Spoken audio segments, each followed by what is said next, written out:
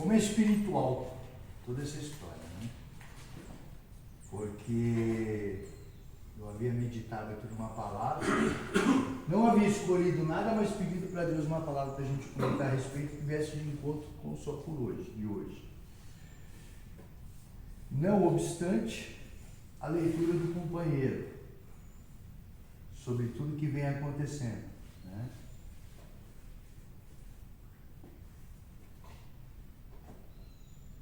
O homem não consegue frear a própria língua, diz a palavra de Deus, né?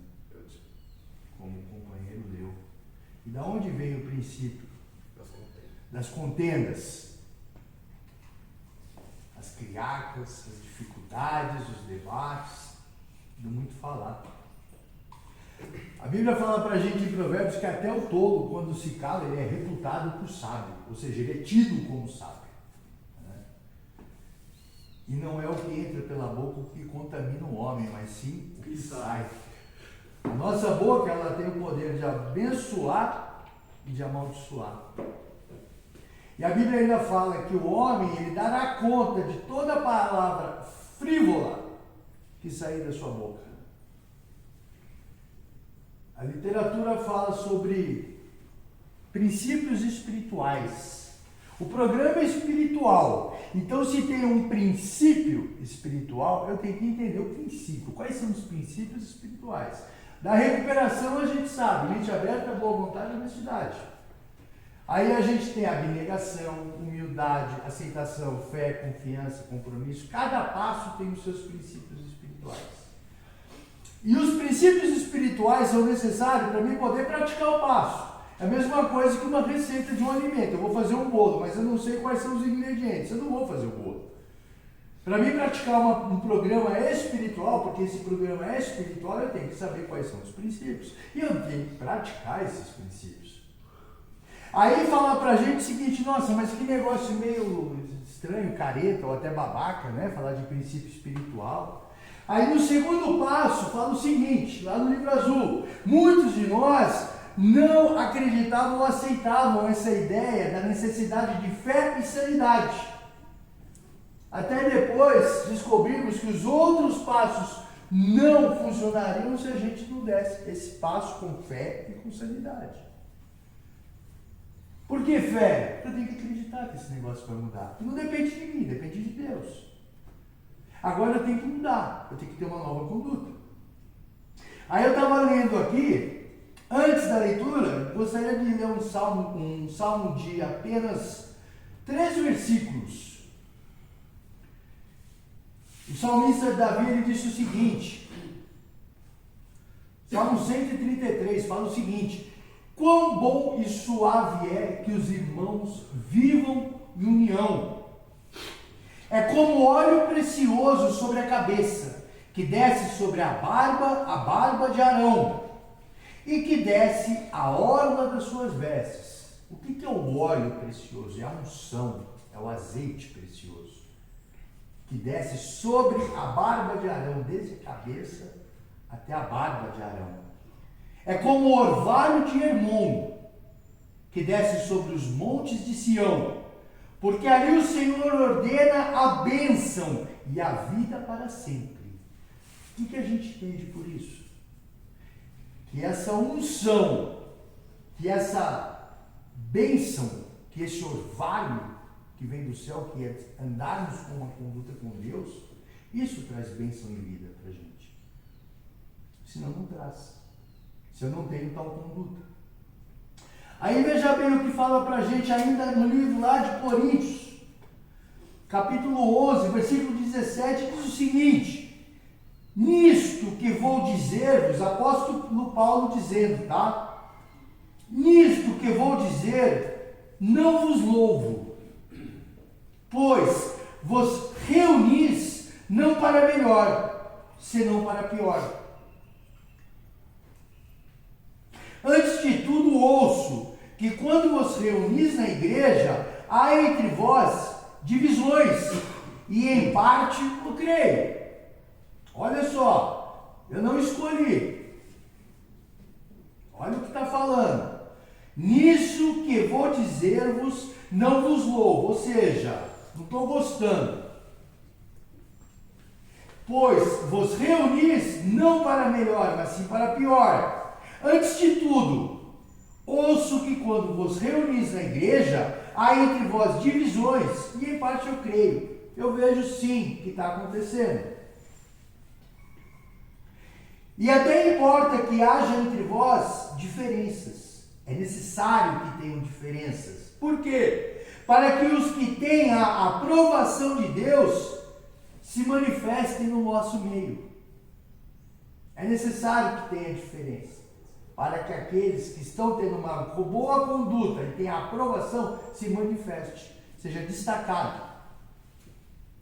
E de certa forma, os que têm uma conduta incorreta também vai ser destacado pelo incorreto, né?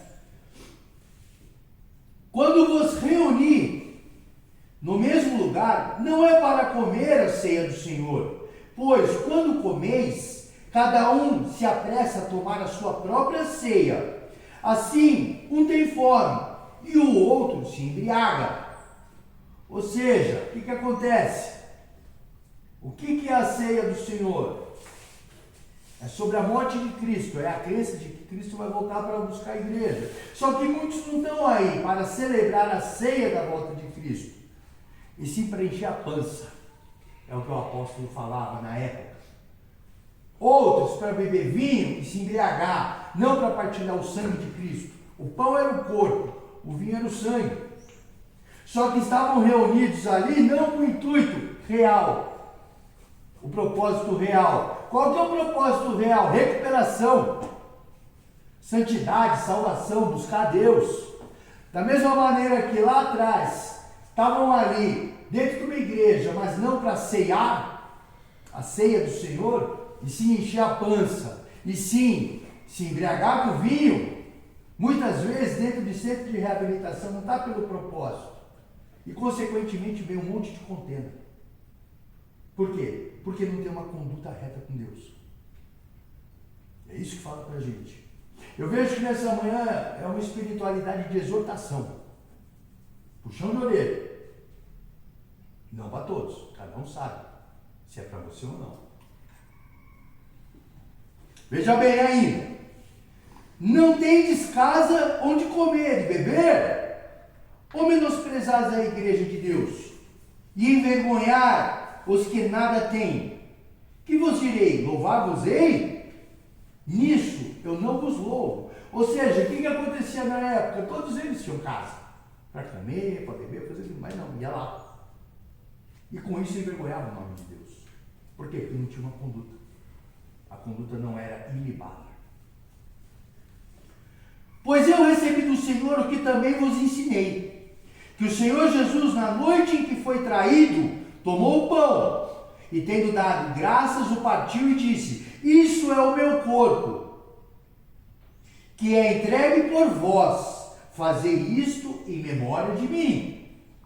Semelhante depois de cear, tomou o cálice, dizendo: este cálice é a nova aliança do meu sangue. Fazei isso todas as vezes que beberdes em memória de mim. Pois todas as vezes que comerdes este pão e beberdes esse cálice, anunciais a morte do Senhor até que ele venha. Portanto, qualquer que comer o pão ou beber do cálice do Senhor indignamente, será culpado do corpo e do sangue do Senhor. De que adianta? Muitas vezes eu dobrar o meu joelho, eu orar, eu falar da palavra de Deus, se a hora que eu não estou na igreja, neste momento, buscando a Deus, a minha conduta desagrada a Deus. É isso que fala pra gente. De que adianta eu sentar numa espiritualidade, eu cantar louvor, eu ler a palavra de Deus, só que no decorrer do dia, eu estou futricando, eu estou falando mal, eu estou sendo ingrato, eu estou causando contenda entre irmãos. De nada adianta. É em vão. Pior ainda, porque Deus condena o que toma a ceia de Cristo e tem tal atitude. Ele repudia.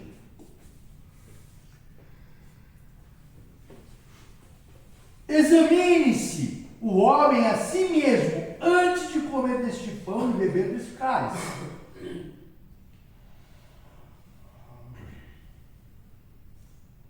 Examine-se o homem a si mesmo antes de comer deste pão e beber deste cálice. Pois o que come e bebe indignamente, come e bebe para a sua própria condenação, não discernindo o corpo do Senhor. A quem muito é dado, muito é cobrado. Aquele que conhece a palavra de Deus, ele é indesculpável. Por que fala aquele que bebe e aquele que come indignamente? Não é porque ele come sem uma ética, comendo com a boca aberta. É porque ele está comendo o pão que é o corpo de Cristo, ou bebendo o cálice que representa o sangue de Cristo, mas ele tem uma conduta que não agrada a Deus. É indigno. Então, ele faz isso para a própria condenação. Aí, no momento que ele vai para a igreja, ele toma a ceia do Senhor, mas tem uma conduta errada. E a ele muito é ensinado, muito o sabe, e ele participa da ceia do Senhor. Então, ele vai ser o quê? Julgado e condenado. A palavra de Deus fala que é melhor que não conhecer a palavra de Deus do que conhecer e não praticar. É melhor não conhecer o que está escrito nesse livro do que conhecer e só ser mero conhecimento. Assim como eu fui anos na minha vida. Porque eu paguei o preço disso. Porque não paga só depois da morte não, viu? Paga aqui também. Se planta, se colhe. Veja bem. Por causa disso, há entre vós muitos fracos e doentes, e muitos que dormem. Por quê? Porque tem muitos fracos, tem muitos doentes, tem muito que dorme. Porque ao invés de eu pegar, levar adiante, estender o braço, levar a mensagem, levar a palavra, eu estou pensando só em mim. Momento que é para mim levar uma palavra de conforto para o coração do companheiro que está angustiado, o outro que está chegando agora, eu estou pensando só em mim. Aí eu vejo, tem um monte de ovelha fraca, doente, dormindo. Porque eu não estou ajudando o próximo. Ao invés de eu levar a palavra de bênção, eu levo para a palavra de derrota. Eu desmotivo a pessoa. O cara já está mal. Saudade da família. Culpa até de óculos por conta das atitudes. Síndrome de abstinência batendo. Vontade de ir embora. Ao invés de eu ter um companheiro para lá e me ajudar e me trazer para cima, não. Joga lá um pouquinho de peso no meu ombro. É isso que fala para gente. O que estamos fazendo aqui então? Mas, se nós julgássemos a nós mesmos, não seríamos julgados. Olha só. Se nós julgássemos a nós mesmos, não seríamos julgados. Mas, quando somos julgados, somos disciplinados pelo Senhor, para não sermos condenados com o mundo. Porque o mundo vai ser condenado. Então eu tenho que fazer diferença, eu tenho que sair do mundo. Julgado todos serão, mas não podemos receber condenação. Romanos fala assim, que nenhuma condenação há para os que estão em Cristo Jesus. Então você pode ter feito as piores coisas na tua vida, se arrependeu, pediu perdão, mudou de vida e segue a palavra de Deus, nenhuma condenação é sobre você. Amém. E muitos não fizeram tantas coisas a olhos humanos, insanas, meu Deus, que atrocidade. Não. Mas vai sofrer condenação, porque não tem pecadinho e pecadão. É isso que fala.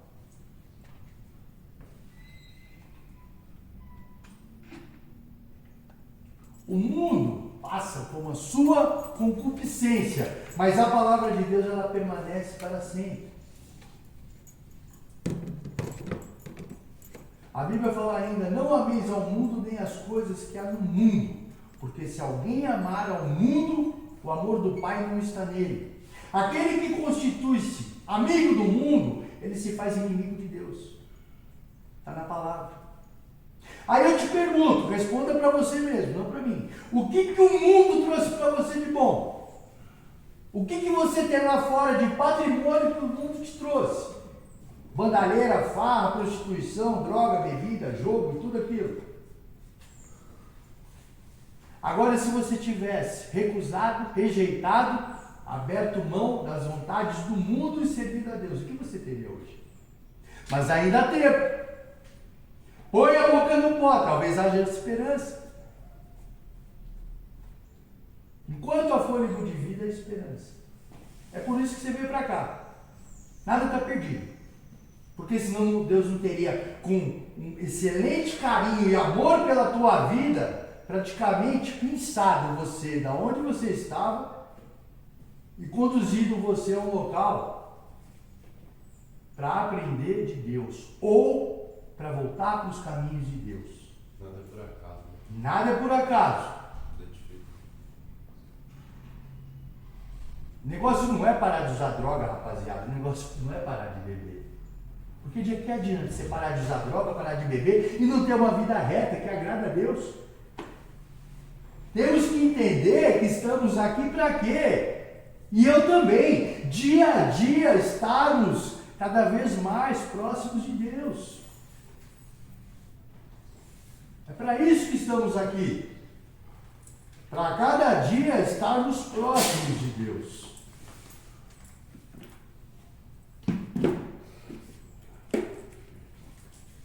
Portanto, meus irmãos, quando vos reunis para comer, esperai uns pelos outros.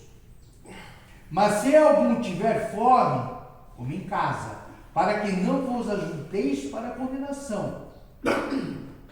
Ou seja, não vá para a presença de Deus para satisfazer as vontades humanas mundanas. Não vá. É melhor que não vá, porque senão vai vir condenação. É isso que está falando. Não vá para a igreja para encher a barriga no pão da ceia do Senhor. Enche a pança em casa, porque senão vai vir condenação. É isso que Paulo falava na época. E ele falava em mistério. E as coisas de Deus, elas se discernem espiritualmente. Muitas vezes, pessoas ouvem e não entendem. Pessoas leem e não conseguem compreender. Porque as coisas de Deus são espirituais. Elas não se interpretam com olhos carnais. De repente você possa dizer, o que esse louco está falando? Não estou entendendo nada.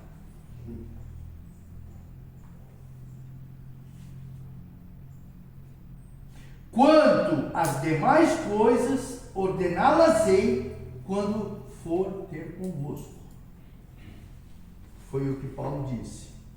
As outras coisas que precisam ser resolvidas, depois eu resolvo quando eu for aí. A cidade de Corinto. Mas isso é de suma importância que eu já escrevo uma carta e mande. Porque o negócio não está legal, está bagunçado. E vocês vão dançar com isso aí. Foi o que ele fez. Então que sirva para todos nós esse puxão de orelha de Deus. O ouvido mais próximo da minha boca é o meu, serve muito para mim. Amém, rapaziada? Amém, amém. Gostaria de chamar a pastora Dora para trazer uma palavra aqui.